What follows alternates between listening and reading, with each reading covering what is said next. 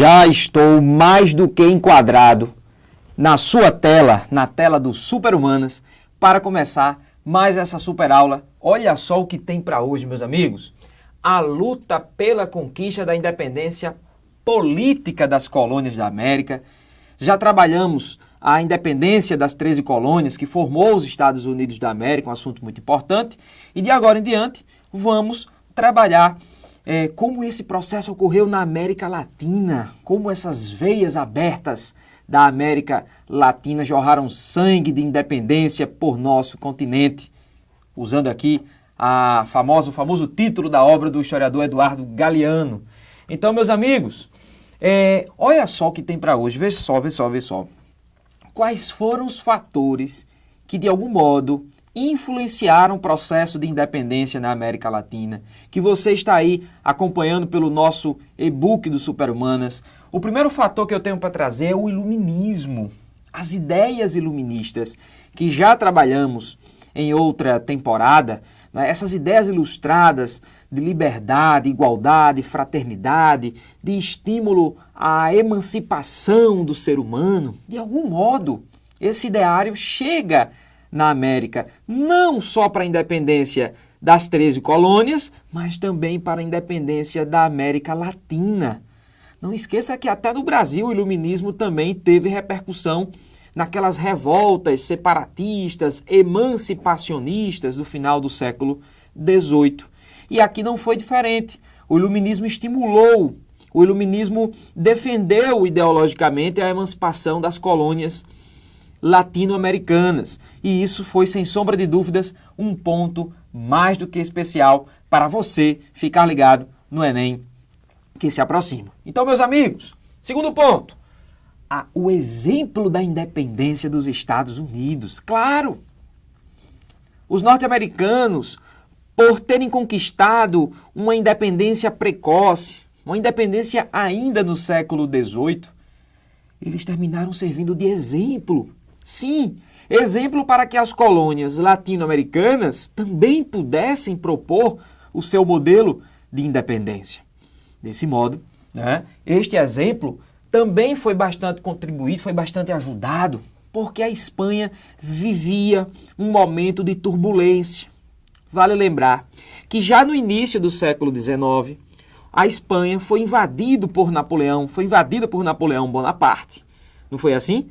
Vale lembrar que Napoleão chegou inclusive a instalar na coroa espanhola o seu próprio irmão, José Bonaparte. E essa fragilidade hispânica termina garantindo, proporcionando um espaço para que os colonos pudessem ali aproveitar esse momento e lutar por sua independência, tendo em vista que a metrópole estava absolutamente conturbada pelas invasões napoleônicas. Então é mais um ponto muito interessante para que você compreenda e possa fazer esse conteúdo ser melhor compreendido aí nos seus estudos.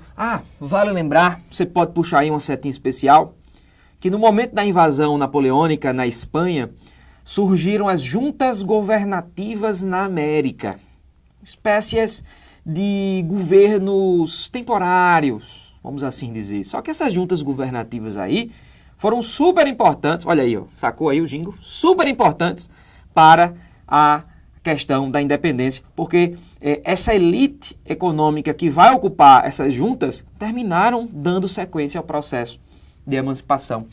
Então, a Inglaterra, não é como que a Inglaterra se insere nesse contexto, nesse processo? Interessava aos ingleses, interessava à Inglaterra que essas regiões latino-americanas se tornassem independentes, claro que interessava, não é verdade? E essa independência pudesse gerar frutos econômicos, que os ingleses pudessem ter relações comerciais produtivas com esses novos países nascidos no continente americano. Então, é evidente que a Inglaterra que tinha o seu projeto industrial a todo vapor, interessava ali diretamente com que esse processo se desenvolvesse. Mas esses fatores, esses 4 fatores que eu acabo de explicar, faça essa chavinha aí na sua anotação, eles são os fatores internos, né? Eles são os fatores externos, corrigindo aí para você. Já aqui, não é, eu entro com os fatores, o que, pessoal? Internos do processo de independência. Isso mesmo. Olha só, nós temos os conflitos internos da elite econômica crioula, que você lembra da aula de colonização da América, que foi trabalhada muito bem pelo professor George. Essa aula de colonização da América que você aprendeu que os crioulos era a elite branca nascida na América. E que por ter nascido na América, eles ocupavam os cargos mais baixos, mais inferiores da hierarquia da administração colonial. Enquanto os chapetones, os brancos nascidos aonde? Lá na Espanha, lá na Europa, os chapetones ocupavam os cargos mais altos. Né? Os chapetones desfrutavam de mais privilégios em função de terem, evidentemente, nascido na Espanha, né? De representarem diretamente a coroa hispânica na América. Então, essa elite econômica crioula, né? Nascida na América, ela quer questionar esses privilégios dos chapetones e ela será a mola de impulsão, vamos assim dizer, gostou dessa analogia? Né? Ela será a mola de impulsão para o processo de independência. Parte da elite crioula, a liderança, o desejo, né? A impulsão de fato para o processo de independência se tornar real. Então, desse modo, né? Temos ainda os elementos sociais. As camadas populares terão um papel interessante nesse processo. Claro que sim. Né? A questão do acesso à terra, o interesse das reformas sociais, uma classe campesina ali, de algum modo interagindo para que essa independência lhes pudesse garantir transformações sociais.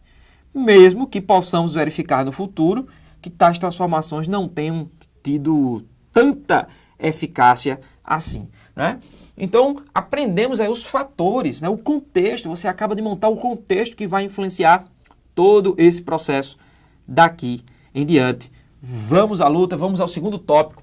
Quais são os projetos de independência e as características que esta independência, ou no plural, que essas independências tiveram no nosso continente, né? No continente latino-americano, né? De uma forma geral. Dentro dos projetos de independência, das ideias de independência, do que queria se alcançar, eu tenho duas propostas que você deve ter em mente. Duas propostas. Quais são elas? A proposta de Simão Bolívar, a proposta unitarista. Bolívar foi um grande revolucionário que atuou por áreas como Venezuela, não é? E outras áreas também, latino-americana, Bolívia e outros territórios. Simão Bolívar desejava criar uma unidade política latino-americana. Bolívar sonhava com uma liga, uma união, uma espécie de federação de repúblicas latino-americanas que ele próprio sonhou até o nome, não é? Bolívar pensou na Gran Colômbia, ou seja, numa grande união política para que a América Latina estivesse forte, robusta, principalmente para se proteger e defender das propostas imperialistas estrangeiras. Essa era a ideia de Bolívar. Mas essa ideia dele, você sabe, ela foi rejeitada lá no Congresso do Panamá, na década de 1820, e prevaleceu esse segundo projeto, o projeto localista. Claro, as elites crioulas não se interessavam por essa união política que Bolívar queria. Elas queriam o contrário. Elas queriam uma fragmentação. Esse era o projeto das elites crioulas, porque essa fragmentação poderia garantir em cada unidade política nascida os privilégios daquela elite econômica que estava arquitetando o processo de independência. É evidente. E aí nós vamos observar o seguinte, diversas nações se formam, né? E esse era o projeto localista, formar diversas nações, e assim com isso nós temos o poder político garantido por essas elites econômicas, garantido por essa elite crioula, através de um projeto que nós chamamos nos livros de história de projeto caudilhista. O que foi o caudilismo? Não é verdade? O caudilismo é um fenômeno político onde grandes proprietários de terra na América Latina terminaram assumindo o comando político após essa independência e traduzindo, evidentemente, garantindo os interesses econômicos dessa elite proprietária de terras nesses países. O caudilismo, mais tarde, vai se confundir também com os governos autoritários que nascerão na América Latina, ditatoriais, inclusive com expressões populistas já no século XX. Então, o caudilismo foi um fenômeno que se transformou ao longo do tempo e que você tem que dominar bem esse conceito. E aí entramos nas características. Quais são as características que influenciaram? Algumas delas já trabalhamos. Acompanhe. A liderança da elite crioula. Como já disse, quem comanda, quem conduz o processo de independência foi a elite econômica crioula, como já disse, nascida na América. E aí nós temos a participação das camadas populares. Essa, inclusive, é uma diferença da independência aqui no Brasil. Existia uma maior participação popular na América Latina e que tornou, poderia ser mais uma característica, que tornou essa independência uma independência de um caráter militar mais acentuado, conflitos mais violentos, sangrentos. E aí nós vamos ter o quê? Nós vamos ter que, embora essas camadas populares tenham sido mais proativas na América Latina, você, pelo amor de Deus, muito cuidado. Você, na questão, considera que esse processo ainda foi comandado e conduzido pelas elites. Pela elite o quê? Crioula, não confunda. Embora se tenha notificado a participação dessas camadas populares também nesse processo. O que conferiu o quê? O caráter militar, ou seja, aqueles conflitos de maior violência, de maior contundência na América Latina, num trejeito popular, né? Faca na caveira mesmo, né, amigo? Aquela espada no bucho, ou seja, um processo de maior contundência. Nós temos também uma circunstância interessante que foi a criação de uma república, ou melhor, de várias repúblicas. A América Latina assistiu à formação de diversas repúblicas, em maior número. Nós tivemos também algumas monarquias formadas, como no caso do México, que terminou caminhando para uma monarquia no término de seu processo de independência, mas em diversas regiões se formou repúblicas, ou seja, que conferia ali um caráter diferente, né, do que o processo de independência aqui na América Portuguesa, ou seja, aqui no nosso Brasil. Então a república por diversas nações foi adotada. Coisa bacana para você anotar aí. O projeto abolicionista na América Latina, em diversas regiões, né, ele também foi um projeto precoce. O Brasil praticamente foi o último país do continente a abolir a escravidão, mas em diversos outros países na América Latina que está se tornando independente, Colômbia, Chile, vários outros territórios, essa abolição ela veio mais rápida, décadas de 1820, 1830 e aí por diante. O Brasil, você aprendeu que a Lei Áurea só foi em 88, né? Por fatores que certamente já foram aí trabalhados pelo nosso super-humanos. Então, temos ainda a manutenção do perfil econômico. Um perfil agroexportador, um perfil de industrialização tardia. Acompanhe, um perfil agroexportador, um perfil de industrialização tardia, um perfil econômico de dependência do capital externo. Tudo isso é vital para você compreender os desafios político-econômicos que existem no continente latino-americano até os dias de hoje. Qual é a pauta, por exemplo, política das eleições presidenciais, né, na América, com exceção dos Estados Unidos? Qual é a pauta? Tem muitos fatores que estão em comum, não é verdade? E por quê? Por causa desses elementos que foram comuns ao processo de independência na América. Você, caro aluno, de olho nas atualidades, recentemente eleito no México o novo presidente López Obrador, qual é a pauta política que elege López Obrador? Dê uma pesquisada, né? E aí você vai entender a conexão da aula com o mundo atual. Né? Isso é super importante, fique ligado. Então entramos aí, né, as cerimônias de como se iria conduzir o processo de independência latino-americana, e eu trago para vocês 2 casos específicos importantes. 2 casos que merecem uma atenção especial e que podem ser cobrados em questões. Hoje eu falo também do Haiti. O Haiti, que era uma colônia francesa, importante destacar isso, né? Com grande presença afrodescendente. Olha só que interessante.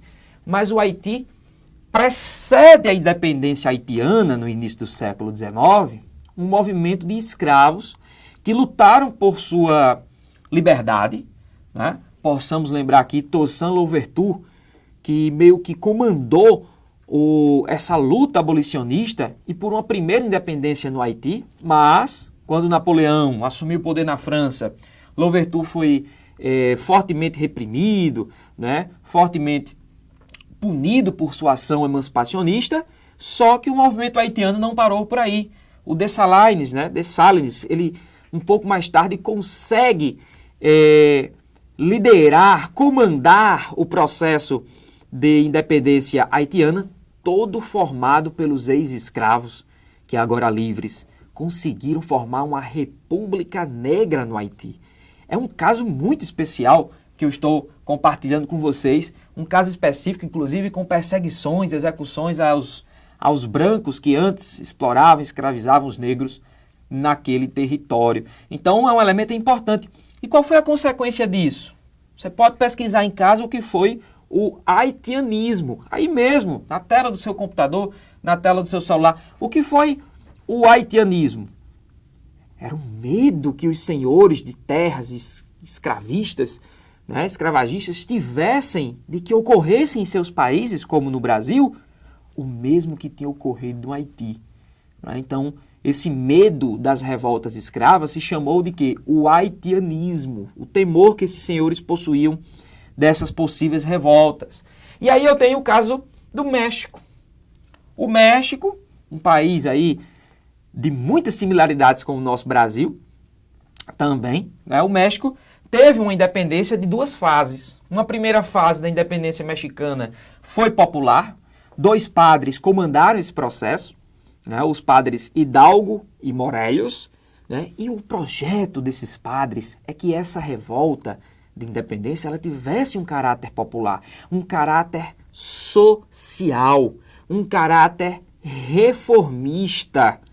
A questão da terra talvez fosse a discussão central do projeto dos padres Hidalgo e Morelos, né? Só que, por ter esse caráter popular, esse primeiro momento da independência mexicana foi duramente rechaçado pelas elites crioulas, que viam nas transformações políticas iniciais uma ameaça aos seus privilégios.